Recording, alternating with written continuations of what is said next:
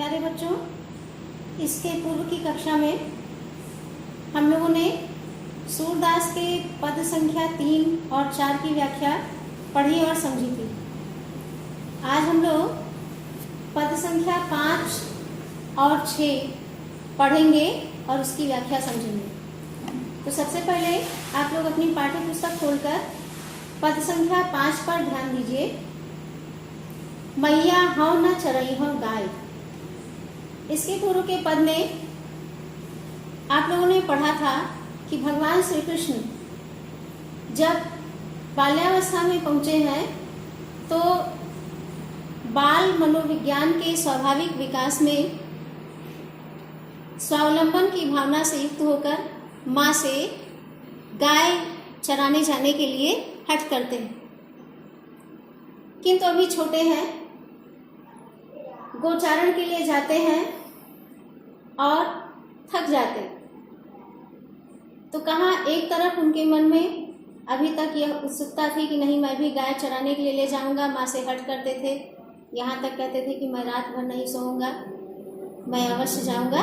लेकिन जैसे एक ही दिन गए उसके बाद थकान के कारण वापस लौट के आके माँ से क्या कहते हैं, इसका बड़ा ही उत्तम प्रस्तुतिकरण इस पद में सूरदास जी ने किया है। कहते हैं मैया हौ न चरई हौ गाय। मैया मैं गाय चराने के लिए नहीं जाऊंगा। सिगरे ग्वाल गिरावत मोसो मेरे पाई पिराई। क्यों मना करते हैं, क्यों कहते हैं कि मैं गाय को चराने के लिए नहीं जाऊंगा, अब पुनः कभी भी गाय लेके वन जाने का हट, गोचारण के लिए वन जाने का हट नहीं करूंगा, गैयों को चराने के लिए नहीं जाऊंगा? क्योंकि कहते हैं कि मुझे छोटा जानकर जितने भी वहां पर ग्वाल बाल हैं वे सब के सब बार बार मुझसे ही गऊओं को और बछड़ों को हाँक लाने के लिए कहते हैं और मेरे पैर दुखने लगते हैं, मेरे पाँव में पीड़ा होने लगती है, इसलिए हे मैया मैं अब कभी गाय चराने के लिए नहीं जाऊंगा। जाओ न पत्याही पूछ बलदाऊ अपनी सौंप देवाई। पत्याही माने होता है विश्वास करना। तो माँ से कह रहे हैं कि अगर मेरी बातों पे विश्वास नहीं हो, तो मेरी बात पर विश्वास ना करो तो पूछ बलदाऊ, बलराम भैया से पूछ करके देख लो कि मैं जो कुछ कह रहा हूं वो सच है या नहीं है।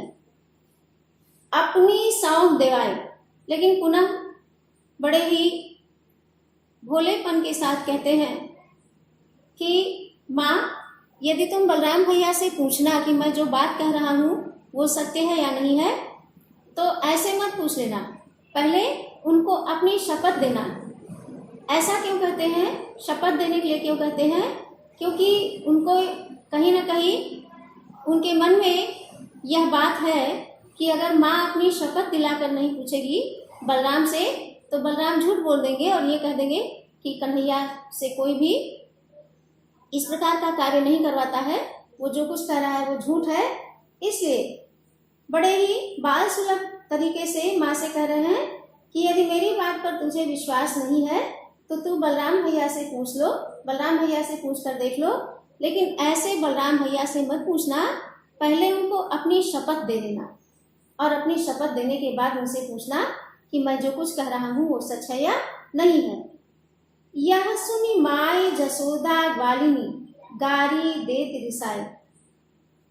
तो कृष्ण कन्हैया की इस प्रकार की बातों को सुन करके, ऐसी मनोरंजक बातों को सुन करके माँ यशोदा जितने भी ग्वाल बाल हैं उनको सबको रूठ करके गुस्से में भर क्रोध में आकर के गाली देने लगती हैं, यानी उल्टा सीधा कहने लगती हैं, क्योंकि उन्हें श्री कृष्ण को मानसिक रूप से संबल प्रदान करना था, उनके मनोविज्ञान को संतुष्ट करना था।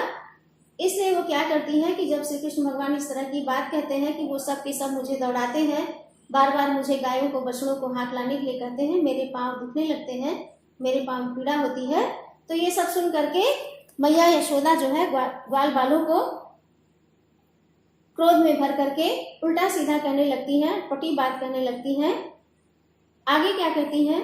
मैं पठवत अपने लड़का को आवे मन बहराए, कि मैं तो अपने छोटे से बच्चे को सिर्फ इसलिए भेज दिया करती हूँ कि वो जाएगा तो उसका मन थोड़ा लग जाएगा, उसका मन बहल जाएगा।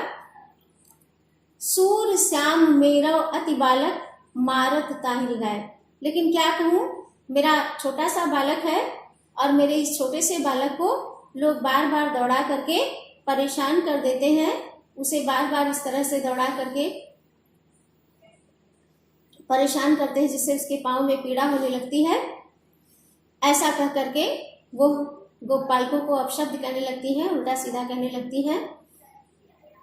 इस प्रकार वह श्री कृष्ण जी के द्वारा की गई शिकायत पर उनको मनोवैज्ञानिक रूप से संतुष्टि प्रदान करने का प्रयास करती हैं, गोपालकों को उल्टा सीधा कहकर।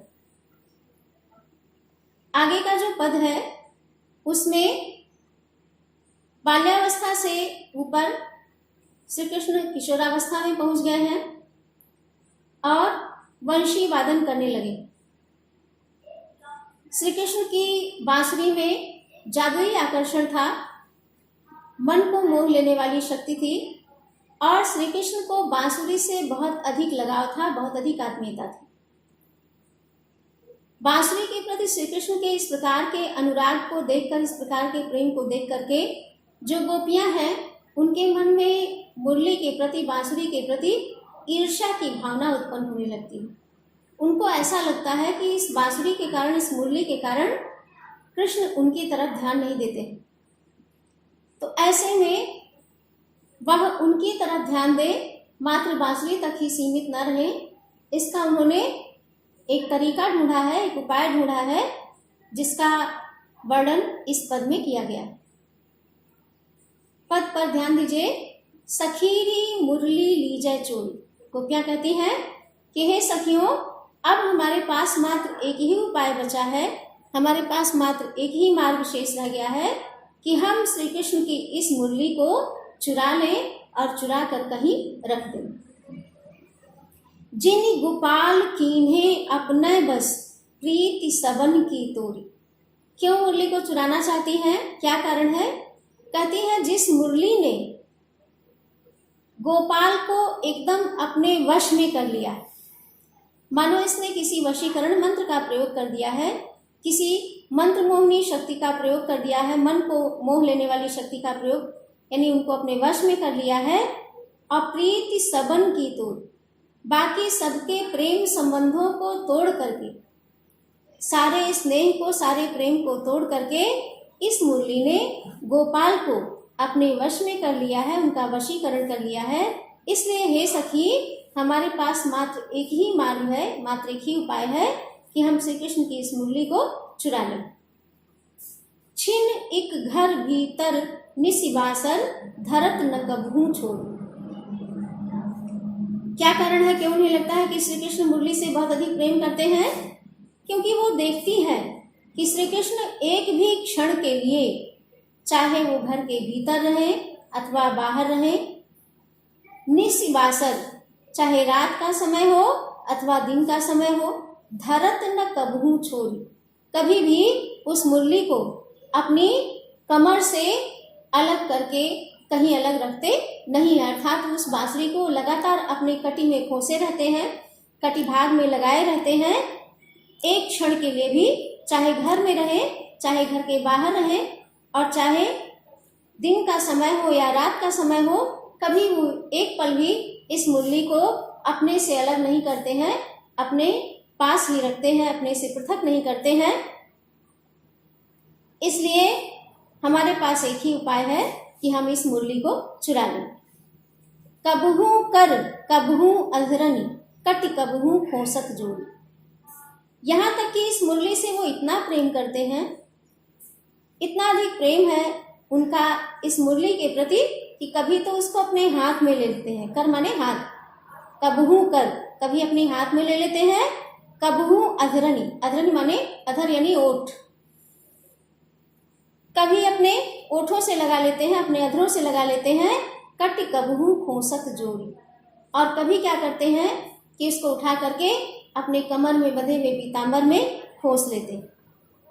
ना जानो कछु मेल मोहिनी, राखे अंग अंग भूल। न जाने इस मुरली ने कौन से मोहिनी मंत्र का प्रयोग कर दिया है, किस मोहिनी मंत्र का प्रयोग करके इसने गोपाल को पूरी तरह से अपने वश में करके उनके अंग प्रत्यंग पर अपना कब्जा जमा लिया है, अपना अधिकार, अपना आधिपत्य स्थापित कर लिया है। यही कारण है कि उनका अंग प्रत्यंग जैसे उसके प्रेम में डूब गया है। सूरदास प्रभु कौ मन सजनी, बंध्यो राग की डोर।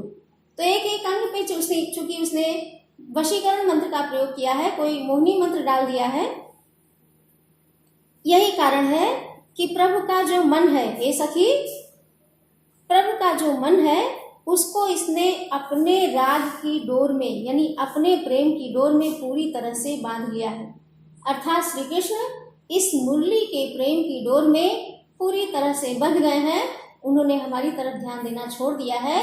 इसलिए अब हमारे पास मात्र एक ही उपाय बचा है कि हम उस मुरली को चुरा लें और चुरा करके कहीं अलग रख दें, जिससे कि गोपाल मुरली के साथ ही साथ हमारी तरफ भी ध्यान दें। मात्र इसी मुरली में ही अपने ध्यान को न रमाएं, क्योंकि इस मुरली ने उनके ऊपर एक प्रकार से जादू टोना करके, किसी मोहिनी शक्ति का प्रयोग करके उनके मन को मोह कर पूरी तरह से उनको अपने वश में कर लिया है।